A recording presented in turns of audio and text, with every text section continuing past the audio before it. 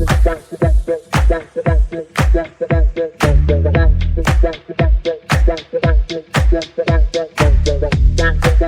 ছোটুস kitchen. আজ আমি আপনাদেরকে গন্ধরাজ চিকেন করে দেখাবো। গন্ধরাজ চিকেন করতে আমাদের 500 চিকেন লাগছে, এটা উইথ বোন। তার সাথে লাগছে 4 টেবিল চামচ টক দই, একটু নুন, গোলমরিচ, চিনি, ধনে গুঁড়ো, জিরে গুঁড়ো, আর এখানে লাগছে 2টো তেজপাতা, শুকনো লঙ্কা, 7-8টা মতন গোলমরিচ, 2টো এলাচ আর দারচিনি। আর এখানে আমি একটা পেস্ট তৈরি করে নিয়েছি। এই পেস্টের মধ্যে আছে 15টা রসুনের কোয়া, তার সাথে 2টো আদা আর 4টে লঙ্কা, একসঙ্গে আমি এটা একটা পেস্ট বানিয়ে নিয়েছি। আর এইখানে আছে পেঁয়াজ, এটা 4টে মতন পেঁয়াজ, 4টে মতন বড় পেঁয়াজ। আর এটা যেটা সারা রান্নাটা হবে না, সেটা হচ্ছে গন্ধরাজ লেবুর গাটাকে কুড়ে এটা বার করেছি।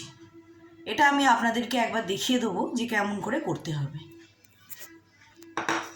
লেবুটাকে আমরা নিয়ে দেখুন, এর গাটাকে আমরা আস্তে আস্তে এরকম করে এই গা থেকে খোসাটা বার করে নেব।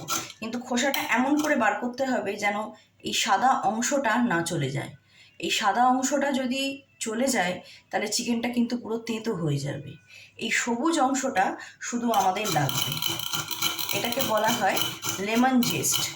এটা হচ্ছে গা থেকে দেখুন এই যে সাদা মতন হয়ে যাচ্ছে, এটা কিন্তু নেওয়া হবে না। শুধু এই সবুজ অংশটা আমরা এরকম করে আস্তে করে নিয়ে নিচ্ছি। দেখুন এরকম দেখতে লাগবে। এই যে এবার আমরা চিকেনটাকে ম্যারিনেট করে নিচ্ছি। চিকেনটাকে ম্যারিনেট করতে আমরা প্রথমে টক দইটা দিয়ে দেব। টক দইটা দিয়ে দিলাম। টক দইয়ের সাথে এই যে এখানে যেটা আমরা পেস্ট করে রেখেছিলাম, আদা, রসুন আর লঙ্কার পেস্ট, সেখান থেকে হাফ এখন দেবো, আর পরে যখন রান্নাটা করব তখন দেবো। এখন হাফ দিয়ে দিলাম। এর সাথে আমরা দিয়ে দিচ্ছি এই যে লেমন জেস্টটা, সেই লেমন জেস্টটা আমরা এতে দিয়ে দেবো। তার সাথে একটু নুন আর গোলমরিচ। নুনটা আপনাদের ইচ্ছে মতন দেবেন, আমি এখন অল্প দিলাম। নুন আর গোলমরিচ দিয়ে এইবার এটাকে আমরা ভালো করে মেখে নেব। এই চিকেনটা মেখে নিয়ে অন্তত পক্ষে 45 মিনিট আমাদেরকে রেখে দিতে হবে। 45 মিনিট রেখে দেওয়ার পরে আমরা রান্নাটা করতে পারব। দেখুন বন্ধুরা, এখন 45 মিনিট হয়ে গেছে। এরপর চিকেনটা ঠিক এরকম দেখতে লাগছে, ম্যারিনেট করা চিকেনটা। এর মধ্যে আমরা গন্ধরাজ লেবু দিয়ে দেবো, একটুখানি নিগড়ে দিয়ে দিচ্ছি। অন্তত 2টো কোয়া মতন গন্ধরাজ লেবু আমরা দিয়ে দিচ্ছি। দিয়ে আমরা কিন্তু এটা বেশিক্ষণ রাখবো না, কারণ যদি বেশিক্ষণ রাখি এটা তেঁতো হয়ে যাবে। তাই জন্য আমরা এটাকে দিয়ে দিলাম মাখিয়ে। এবার আমরা রান্না করতে চলে যাব। এবার আমরা একটা কড়া নিয়ে নিয়েছি। এবার কড়ার মধ্যে আমরা বেশ খানিকটা পরিমাণ সাদা তেল নিয়ে নিচ্ছি। সাদা তেলটা আপনারা আপনাদের ইচ্ছে মতন দেবেন। আমি 4 টেবিল চামচ মতন তেল দিলাম। তেলটা একটু গরম হলে আমরা এবার তেলটা গরম হয়ে গেছে। এর মধ্যে প্রথমেই আমরা 2টো তেজপাতা, 2টো শুকনো লঙ্কা, দারচিনি, এলাচ আর গোলমরিচ দিয়ে দিলাম। এগুলো একটু ভাজা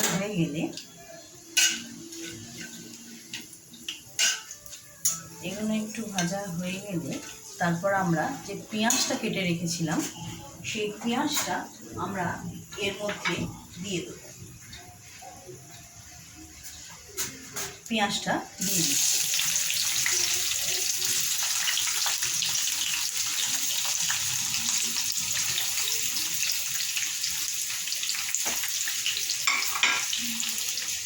পেঁয়াজটা দিয়ে আমরা ফ্লেমটা একটু জোরে করে দেবো।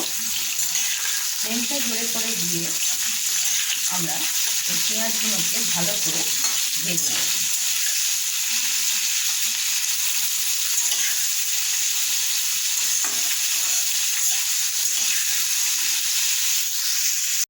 পেঁয়াজটা দেখুন আমরা ভালো করে ভেজে নিচ্ছি। পেঁয়াজটা আমরা হাই ফ্লেমে ভেজে নিচ্ছি, খুব লাল করব না। একটু কালারটা চেঞ্জ হলেই আমরা আগে থেকে যে বেটে নেওয়া আদা, রসুন আর লঙ্কার পেস্টটা ছিল সেটা আমরা এর মধ্যে দিয়ে দেব।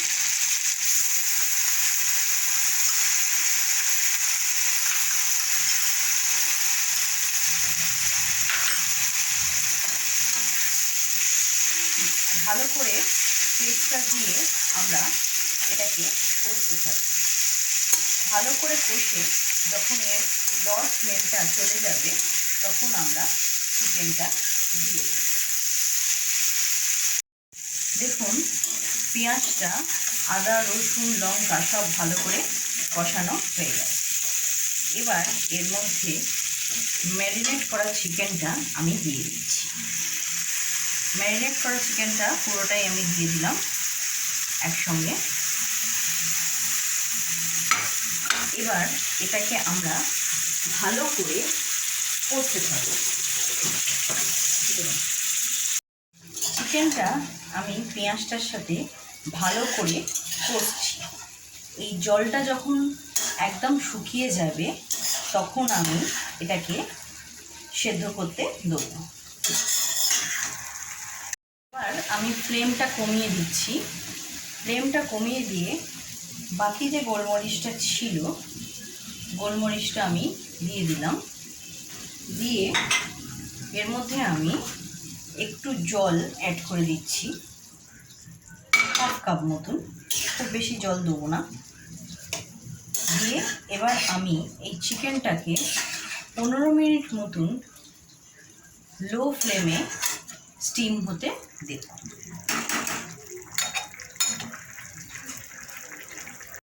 এবার 15 মিনিট পর আমি ঢাকাটা খুলে দেখব চিকেনটা সেদ্ধ হলো কিনা। দেখুন বন্ধুরা, চিকেন থেকে জল বেরিয়েছে আর চিকেনটা খুব সুন্দরভাবে সেদ্ধ হয়ে গেছে।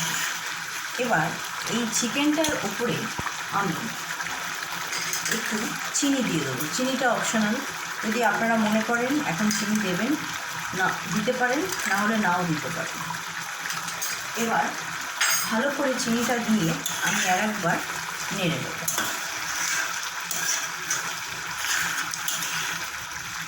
এবার 6টা মতন কাঁচা লঙ্কা আমি দিয়ে দিলাম।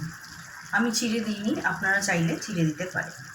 এবার তার সাথে আমি একটু গন্ধরাজ লেবু ওপর থেকে একটু নিগড়ে দিয়ে দিলাম। এবার আর